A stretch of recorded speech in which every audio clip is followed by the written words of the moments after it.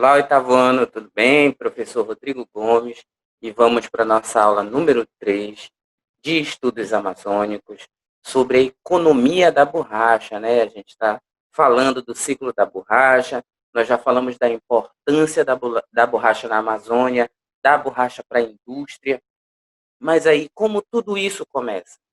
Né? Quem são as pessoas envolvidas desde a extração da borracha até a chegada à indústria?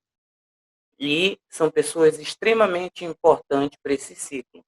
Né? E há toda um esquema, há todo vamos dizer assim, uma hierarquia a ser tomada, a ser seguida, né, sobre a economia da borracha. E aí, o que vimos antes? O interesse das indústrias pela borracha só crescia. Com o aumento da procura, o preço da borracha se valorizou no mercado mundial. Por isso, muitos agricultores deixaram de lado suas plantações para investir na extração do latex. O resultado dessa mudança foi que, em pouco tempo, a borracha vai se tornar o principal produto exportado da Amazônia. Tá? E a borracha vai afetar diretamente a agricultura. Né? E aí a gente não vai ter um investimento na agricultura. Então, a borracha vai crescer, vai fazer com que cidades cresçam, vai fazer com que chame pessoas para trabalhar na extração da borracha, tá? E aí a indústria vai se modernizar, e aí alguém, o Goodyear, né, vai inventar o processo de vulcanização, que vai ser extremamente importante para deixar a borracha, vamos dizer assim, mais maleável, para que ela aguente firme as viagens, tanto no frio como no calor, até a Europa. Então, como a produção funcionava? Sabemos que as árvores, as seringas, né, ficavam espalhadas na floresta. Por isso, o seringueiro tinha de caminhar uma média de 15 quilômetros por dia, indo de árvore em árvore. E ele fazia aquele risco, e aí colocava aquela cuiazinha ou um pedaço, uma latinha para poder colher aquela guma, aquele látex que sai de lá. Tá? Então, aquele líquido, né? E depois recolhia. Então, ele andava esses 15 quilômetros, né? Só riscando a árvore para poder correr o líquido e também para recolher. Então, ele penava bastante numa floresta úmida, quente e úmida, tá? Depois recolhia o látex, defumava e formava grandes bolas, que eram chamadas de pellets na época. Essas bolas de borracha podiam chegar a pesar 60 quilos. Imagina ele carregando essas bolas de borracha. Né? Depois, o seringueiro levava para o patrão pesar e dar o preço para ele, no quanto ele ia pagar. Muitas vezes ele não queria pagar um preço justo, e a relação ficava um pouco difícil entre o seringueiro e o seringalista, né? O patrão dele. Daí, a gente tem aí a foto, né, das bolas de borracha, tá? E aí a gente vê o tamanho da bola, né? E esse provavelmente 60 ou mais quilos ali, a gente percebe. Então, elas ficavam ali prontas para serem mandadas para casa de a casa aviadora, que é onde eles mandam para fora do país. Mas vamos continuar. Paramos ali na parte em que se pesa, né? Se tira lá, recolhe, transforma nessa bola, e aí a gente pesa e vende para o seringalista. E do seringalista, ele vai ser enviado pelos rios da região, tá? Até os portos de Belém e Manaus. Lá eram de novo comercializados. Agora a negociação era entre o seringalista e a casa aviadora. tá? Essa casa aviadora é que negociava a borracha para exportação. Só aí que a borracha era valorizada. Então, não é valorizada quando saía de lá, não é valorizada a mão de obra que tinha para ser extraído da floresta, tá? Então, é que nem o açaí.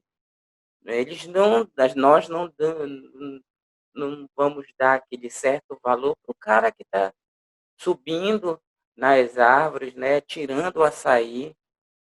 Então, chega aqui um produto muito barato e é revendido, né, pelas vamos dizer assim, pelo grande comércio aqui de Belém, um pouco mais caro. E esse lucro vai mais para as empresas, para os grandes comerciantes, não para aquele que sobe na árvore. Tá? Então, a borracha é a mesma coisa. O seringueiro que está ali na floresta, com calor, se machucando, é, enfrentando animais, bichos que ele, né, se encontra na floresta. E o seringalista, que chega com as casas aviadoras e vende vamos dizer assim, num valor bem mais alto. E aí, a partir daí, a casa aviadora manda para fora, com um valor bem mais alto do que o seringalista vendeu. E aí, como funciona? Olha aí, então a gente tem um seringueiro, lá embaixo, né, o nome desse processo é aviamento. A gente tem o seringueiro, que é a camada mais baixa, esse seringueiro que vai lá na floresta, vai lá e tira o látex, manda para os armazéns, e esses armazéns ficam próximos da floresta, né? E lá está o seringalista, e esse seringalista vai vender para as casas aviadoras, que ficam geralmente nos portos da capital, tanto de Belém como de Manaus, e a partir das casas aviadoras é enviada para as capitais, para fora do país, tá? Então, o mercado externo funciona assim. Esse mercado, essa relação aí é baseada vamos dizer assim, numa pequena exploração do seringueiro. E o seringueiro muitas vezes vai ficar preso à terra, endividado.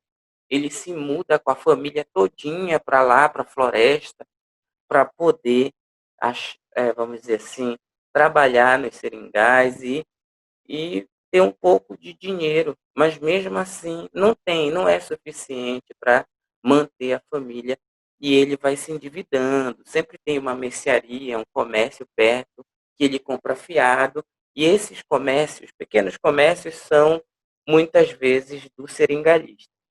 E às vezes ele vai trabalhar até de graça para o seringalista, de tanta dívida que ele teve que fazer, de comprar um arroz, de comprar um feijão, para poder bancar a família dele. Tá? Então, assim que funciona o sistema, a economia lá.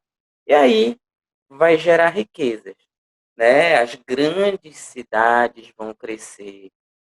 Belém, Manaus, são algumas cidades que cresceram com essa venda, esse comércio da borracha.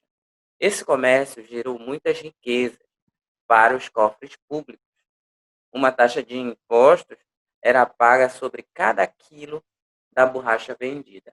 Assim, podemos perceber o crescimento de Belém, Manaus e outras cidades, né? A gente pode perceber nas casas, a gente pode perceber em hotéis, podemos perceber ainda no Teatro da Paz, no teatro lá do Amazonas. Então, percebemos sim, assim, visualmente, as capitais, Belém e Manaus, crescendo, principalmente nesse período de extração da borracha, tá? Então, essa é assim que funcionava a economia da borracha, assim que funcionava a hierarquia, né, dessa exploração. E aí, a gente tem a questão número 4, né, a penúltima questão das 5, e a questão diz: descreva as principais mudanças ocorridas na cidade de Belém nesse período, né? Que é o crescimento da cidade, o embelezamento da cidade de Belém. E aí vocês vão pesquisar, vão ler o livro, mais uma vez esse capítulo, para poder perceber que mudanças aconteceram. Pesquisem, tá? Tem a internet, pesquisem no celular, no computador, em livros, e guardem essa questão, porque tem a questão número 5, e aí eu vou marcar uma data para vocês entregarem ela, tá bom? Abraço a todos, bons estudos e até a próxima. Tchau!